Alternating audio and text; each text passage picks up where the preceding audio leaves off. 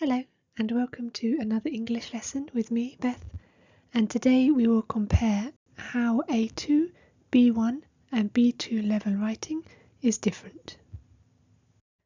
So here we have a piece of A2 level writing about crime and punishment. So let's read it through together.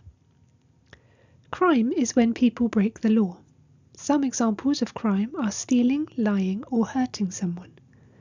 When people commit crimes, they can go to jail or get a fine. The punishment for crime depends on how serious the crime is. If someone steals something small, they might pay money. If the crime is very bad, like hurting someone, the person might stay in prison for many years. To stop crime, people should follow the law and respect others. If you see a crime happening, you should call the police. So in this A2 level writing, we can see that the vocabulary is simple and easy to understand with words like stealing, jail, fine and respect. The sentences are short and direct with no complex structures, and they focus on simple ideas, like if you see a crime happening, you should call the police. The content is basic, introducing crime and punishment in a general way, and focuses on simple cause and effects. There is no deep analysis or complex ideas. And next we have B1 level writing on the same topic, so let's see how that is different. Crime is a serious issue in many countries. It includes actions like stealing, cheating or hurting other people. When someone breaks the law, they face punishment. Punishments can include going to jail, paying a fine or doing community work. The severity of the punishment usually depends on how serious the crime is. For example, someone who steals a small item might only need to pay a fine, while someone who commits a violent crime could go to prison for many years. To reduce crime, governments often create laws and have police officers to enforce them. It's important for people to follow the law and report crimes if they see them happening. So here we have more varied vocabulary, such as serious issue, community work, severity and enforce. The vocabulary is at a higher level. There is a slightly more complex sentence structure. For example, seen here, the severity of the punishment usually depends on how serious the crime is.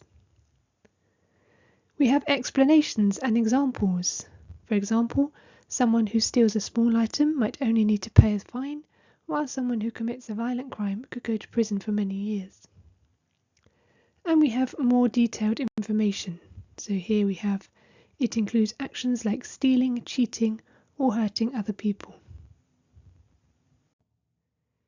And here is the B2 level writing on the same issue. Crime is a significant issue that affects societies worldwide. It involves illegal actions that harm individuals or the community, such as theft, violence or fraud.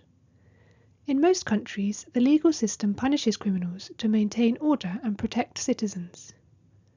Punishments vary depending on the nature and seriousness of the crime.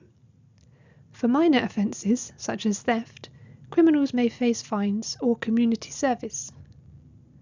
More serious crimes, like murder or assault, often result in long prison sentences. There is an ongoing debate about the effectiveness of different types of punishment. Some people believe that harsh punishments act as a deterrent, while others argue for rehabilitation programs that aim to reform criminals.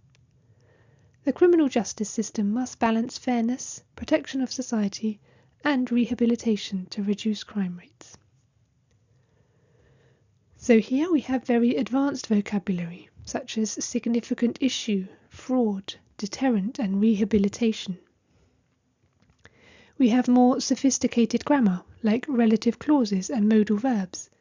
Seen here, crime is a significant issue that affects societies worldwide, and criminals may face fines or community service.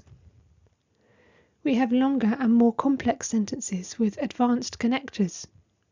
Some people believe that harsh punishments act as a deterrent, while others argue for rehabilitation programs that aim to reform criminals.